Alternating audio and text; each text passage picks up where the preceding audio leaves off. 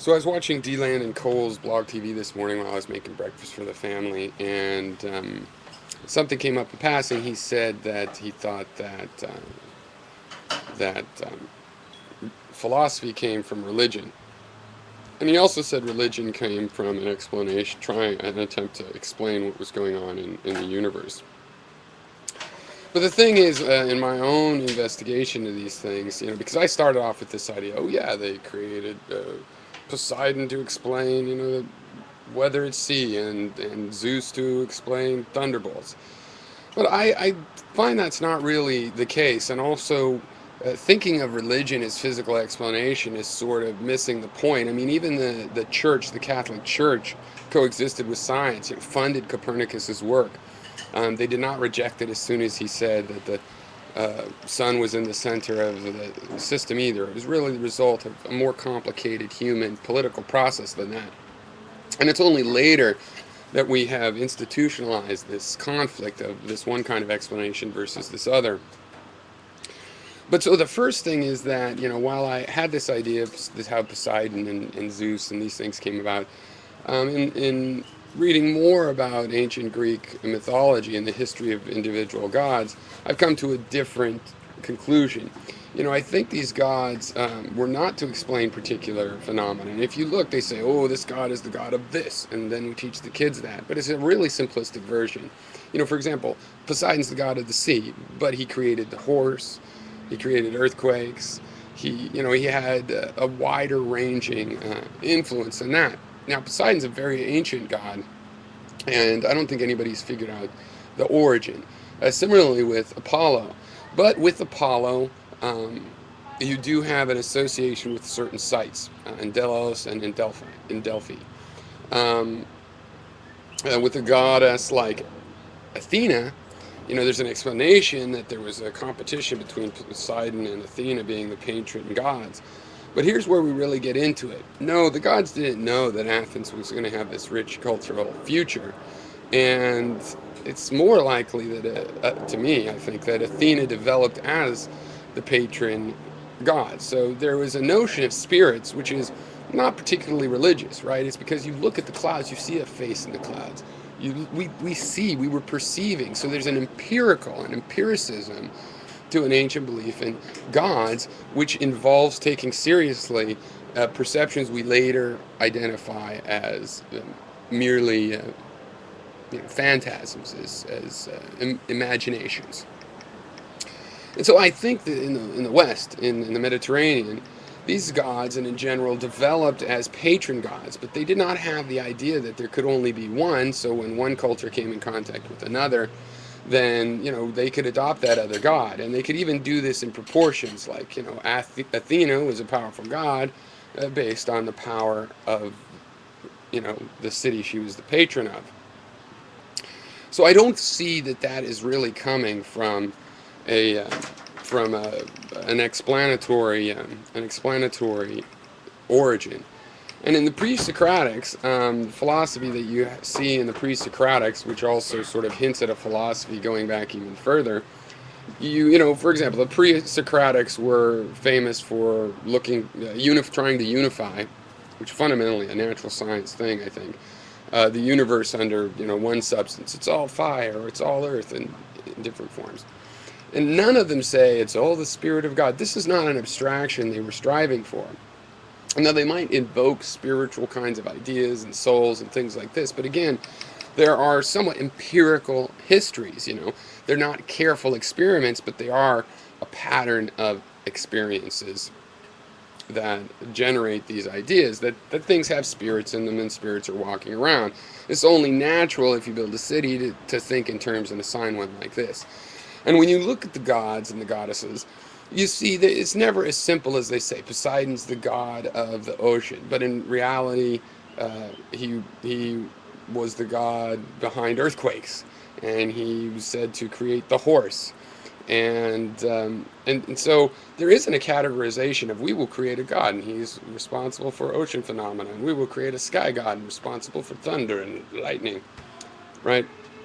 So I don't see that as generated that way. But furthermore, the pre-Socratics did not make much reference to the gods. Okay, and they also didn't make a lot of reference of having to debunk the gods. I think in ancient Greece, while there was a lot of adoption of these stories and myths among adults, it was more of a literary thing. And taking those stories literally or believing in them was like belief in Santa Claus for children and stuff. Now, again, obviously, um, there were cults that worshipped these and took these gods more literally, but it wasn't as prevalent. It didn't influence the directly in the sense that they felt like they had to refute this other idea. For the pre-Socratics, they did not have to refute the pantheon of gods. They might use those gods as metaphor while discussing things that obviously were not like faithfully drawn from some aspect of what it was that God was believed to be.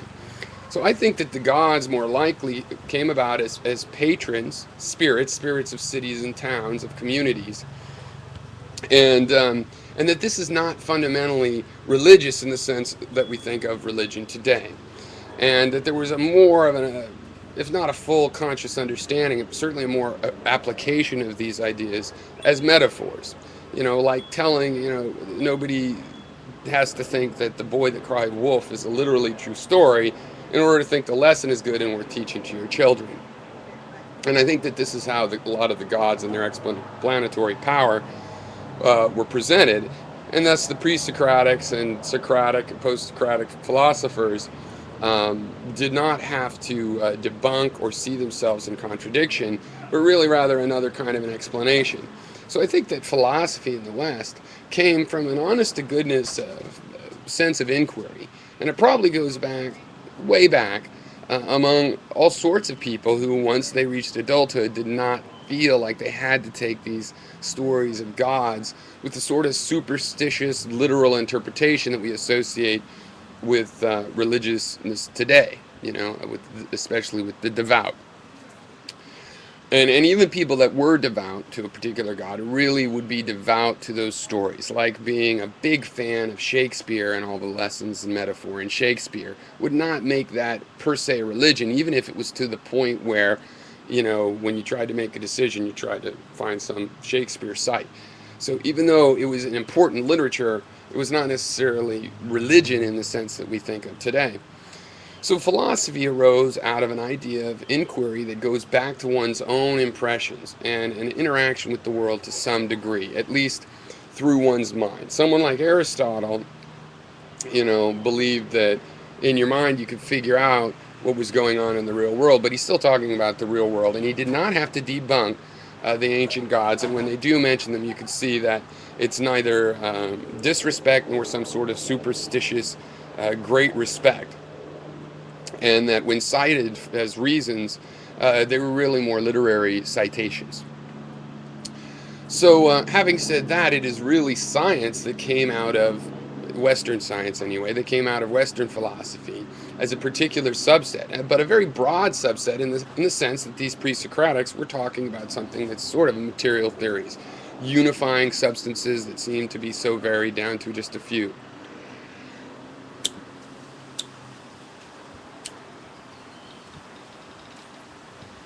And it's after the development of science, and especially after the development of its explanatory power, that it only at a late date starts to encroach on explanatory powers of religion, which were more or less how people interact. Why are some people bad on purpose or bad on accident? What is this feeling of temptation? Why do you want to do things that are bad for you or bad for other people? And this was separate for a long time. It's only after the success of science, as we understand it, natural philosophy, having a wider and ever-growing explanatory power, and the claim that you could explain everything in that school, in the natural philosophy school, everything that we experience, only after that did there become this idea of an automatic conflict with religion. It started encroaching on an area that actually was fairly distinct. So I don't see the origin of science or philosophy as from religion at all. I see the growth of religion as just human beings explaining their experiences of noticing human-type personalities in nature. Where does that come from? Well, we have a lot of because we're social animals especially, we have a lot of neural mechanics associated with understanding people and personalities. So it's not so much you need the god Poseidon, right, to explain what's going on in the ocean. It's more that the cognitive machinery that you have to understand things is able to put a lot more details into the concept of a personality than into just some abstract concept or list of facts. So you can say, look, the sea is getting angry, and this is correlating a lot of details by using this model of the ocean as a as a cognitive being than just some sort of list of facts. And it's not that it explains per se why it is that way. It's that it is a way to communicate and understand what's going on. It's getting angry, meaning there's going to be a storm, meaning we're all going to get killed, right?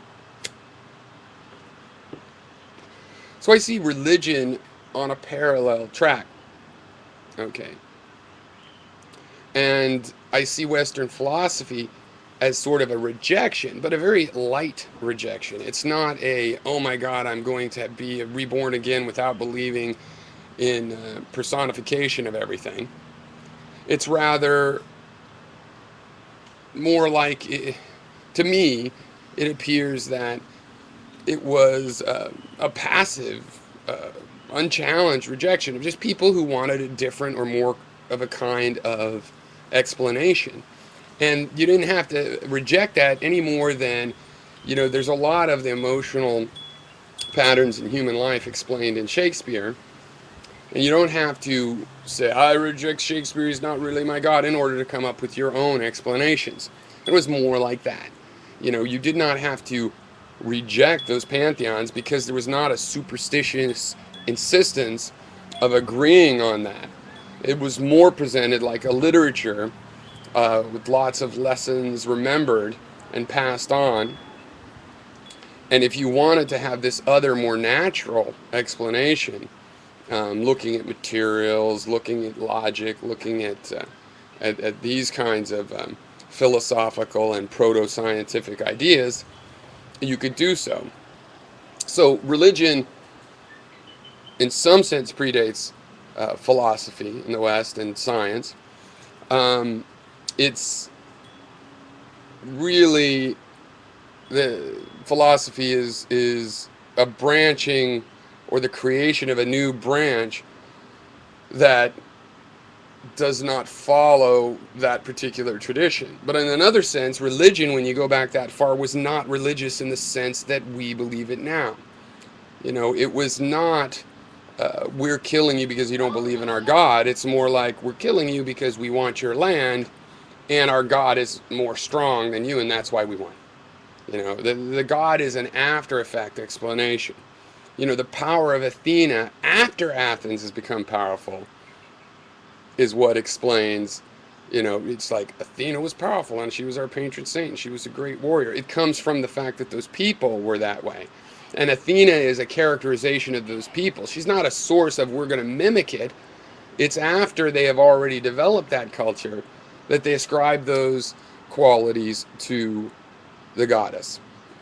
So those are my thoughts on the origin of philosophy, religion, and science in the West. Cheers.